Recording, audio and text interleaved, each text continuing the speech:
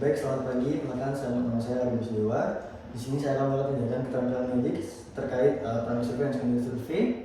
Untuk sini dengan skenario ada bayi perempuan dengan usia 7 bulan dan dibawa ke UGD rumah sakit karena pasien mengalami sesak nafas sejak 10 menit yang lalu.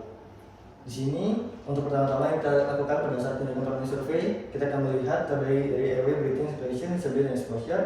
Mulai dari airway, kita akan melihat dari tampak dada pada bayi perempuan ini untuk melihat gerakan dadanya bagaimana, look and feel dan listen, apakah ada saluran nafas tambahan atau tidak, kemudian apakah ada hembusan nafas atau tidak, kemudian dari breathing dilihat bahwa pada anak ini pada saat melakukan pemeriksaan primary survey untuk dari respiratory rate-nya terlihat 60 kali per menit dengan gerak dada yang simetris, kemudian ada retraksi dalam suprasternal dan intercostal, kemudian saturasinya 90%, kemudian suara nafas vesikuler menurun di hemisfers kanan dan ada terdapat wheezing unilateral di hemisfers kanan.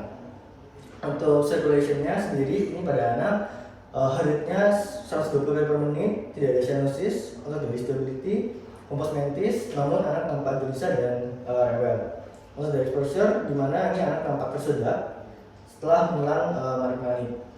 Kemudian pada saat melakukan secondary survey, di mana pada anak sini setelah ada dilakukan anamnesis, di mana anak ada risiko menelan manik-manik. Kemudian untuk kronologi sendiri, di sini dia ada mengalami sesak nafas, batuk setelah menelan manik-manik sudah 10 menit.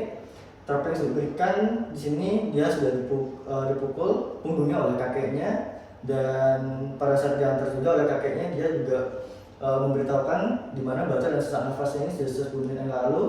Pasien ini selalu berada di sebelah kakeknya saat menonton TV, dan setelah menelan manik-manik pasien ini mengalami batuk, rewel, kemudian ada suara menangis setiap dia nafas. Kayak pasien juga sempat mencoba untuk memukul punggung pasien, namun manik-manik tidak keluar.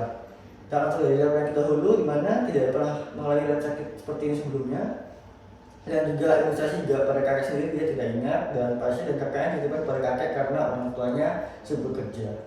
Untuk diri anak sendiri sudah dilakukan tindakan primary survey dan secondary survey, di mana untuk diagnosis pada anak ini kerjanya ada aspirasi mendasing berupa manik-manik dan atau ada obstruksi parsial upper airway dengan causa aspirasi mendasing yaitu berupa manik-manik. Dan tata bisa diberikan pada anak ini dengan usia 7 bulan, dilakukan dengan back blow dan chest thrust sebanyak 5 kali pada anak. Dimulai dari back blow terlebih dahulu dengan memukul punggung pada anak sebanyak 5 kali.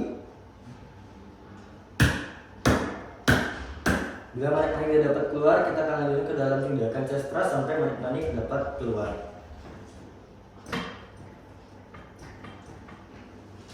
Oke, baik.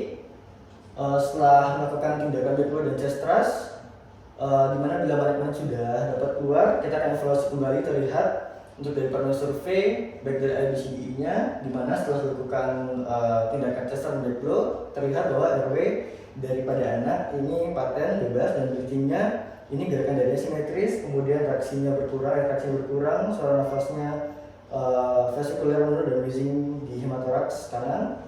Kemudian di mana breathing-nya juga mengalami pembaikan, untuk sirkulasinya tidak cyanosis, kemudian disability-nya cosmetis dan menangis. Sekian untuk dari keterampilan medis, primary survey dan secondary survey. Terima kasih.